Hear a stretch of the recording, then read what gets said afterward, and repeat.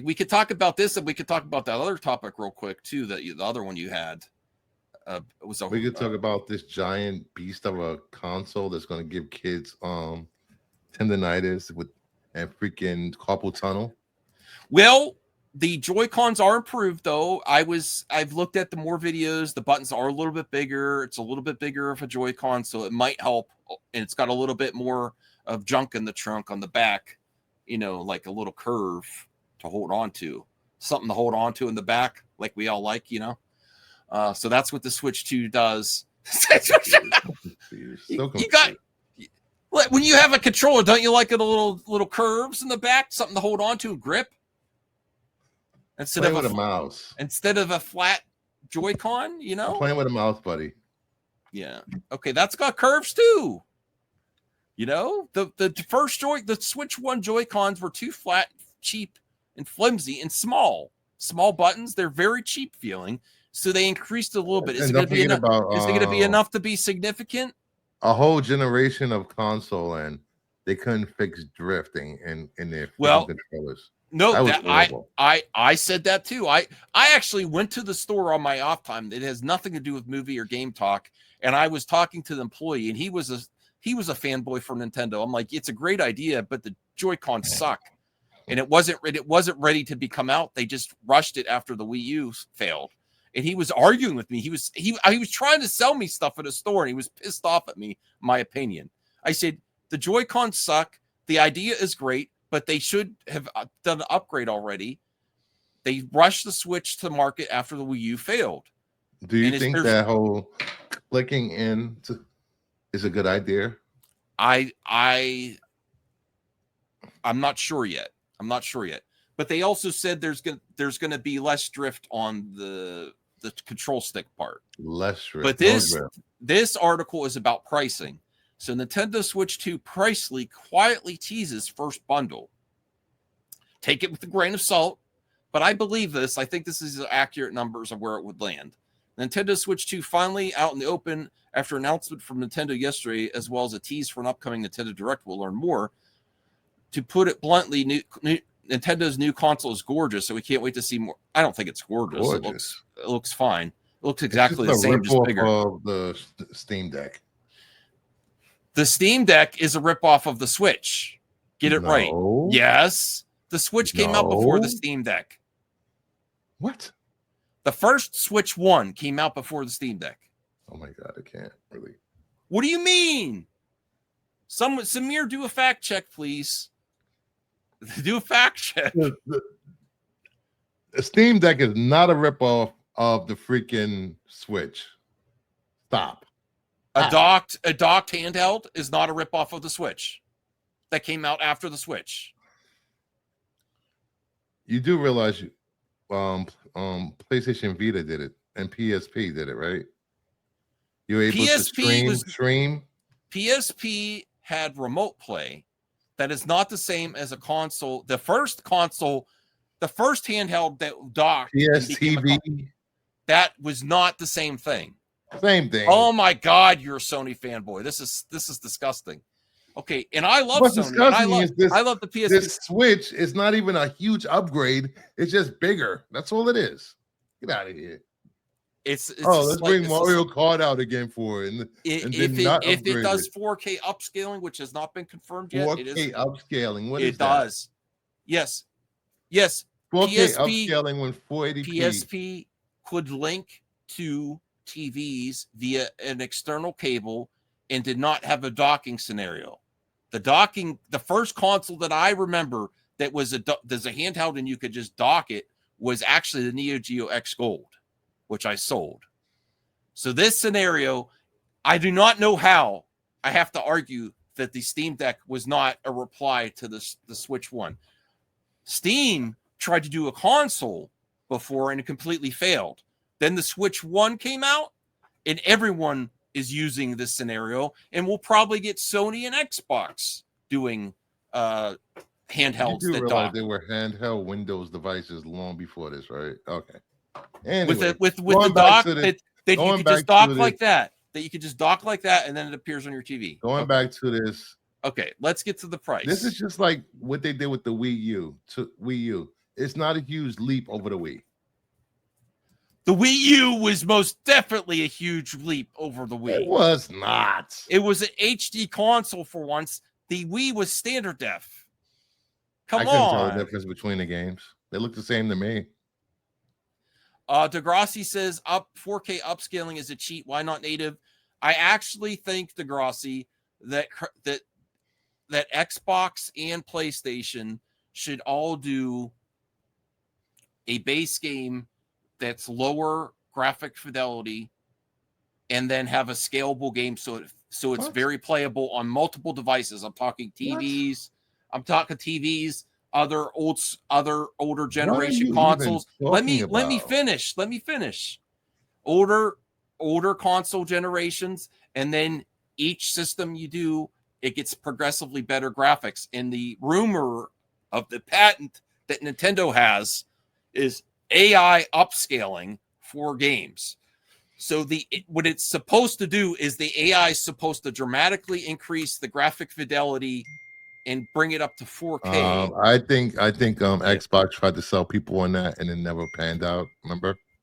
Well, this will also, if you have scalable games that on the game looks better depending on the platform you're looking at, it's easier to remaster and keep it for, preserving games for the future too. If they consistently look better, and that would bring down development costs too, and bring games out faster. Won't. I don't believe so. AI upscaling is even more of a cheat. Well, I have to see the results, Degrassi. I don't love the word AI, but we'll have to see if it works. If we get the Switch, what's the point of upscaling a 480p game? I'm not talking about standard def. Upscaling I HD to 4K. If there's an AI scenario that actually works, games are never going to hit true HD. I will say this: automatic AI upscaling for things like film preservation, the consumers have rejected it and say there's a lot of errors. But if they could do this for gaming and it works, we'll have to wait and see. But that is what's being rumored for Nintendo, is they put in a patent for AI upscaling. So you're going to probably get 1080p games upscaled to 4K, and that makes it easier to put the whole game on a cart too for physical media collectors.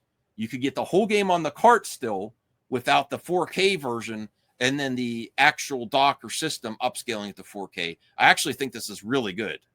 Really good. Does not upscale fidelity, just resolution. I don't. Thanks for the research, Samir. I will have to see. We'll have to see if Nintendo's announcement, they're putting a patent in, so that doesn't mean that everything's released on this yet. We have to see if when they announce it, what it's actually going to do, and when the games are released, what it actually does. And I will probably check out for research. There's Digital Foundry does a lot of research on games to see if it actually reaches that. Is this enough of a upgrade to warrant buying it? I don't know yet until I see if it outputs 4K, which they haven't clarified yet, and what the system does also for previous generation games. Or is it just playable, but they're playable at the exact same fidelity and graphics? Or does it improve games like, for instance, Xbox previous generation games look better on a Series X? I know you don't like to hear that.